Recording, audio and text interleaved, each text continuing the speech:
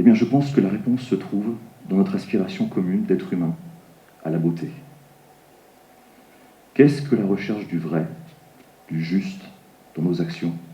L'habit fait-il le moine? La terreur est-elle humaine ou encore les derniers seront-ils les premiers? Ces questions étaient quelques-uns des thèmes de la finale d'un concours d'éloquence qui s'est déroulé mardi 6 juin dernier dans le cadre du programme Articulé qui revient pour une deuxième saison. Ce programme propose une formation originale à l'expression orale pour les personnes en recherche d'emploi ou ayant des projets professionnels.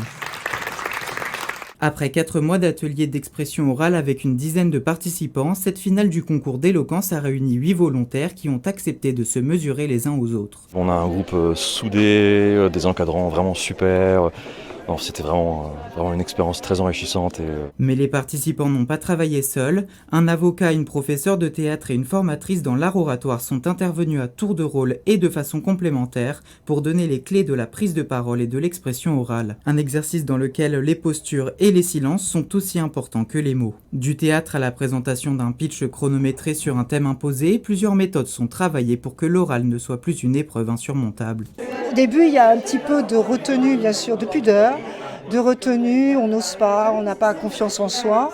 Et ce concours permet justement de faire éclater, exploser toutes les compétences et toutes les envies et tous les désirs.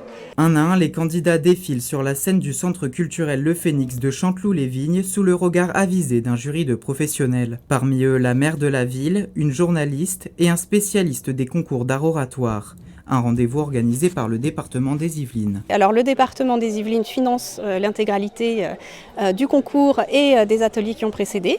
On est accompagné par un groupe de professionnels qui sont des travailleurs sociaux ou des coordinatrices en insertion professionnelle. Après le vote du jury et du public, 2 vainqueurs ont remporté le premier prix, mais tous les participants ont reçu une tablette en récompense de leurs efforts. Au-delà du concours, ils ont surtout gagné en assurance et en compétences pour leur futur entretien d'embauche ou projet personnel.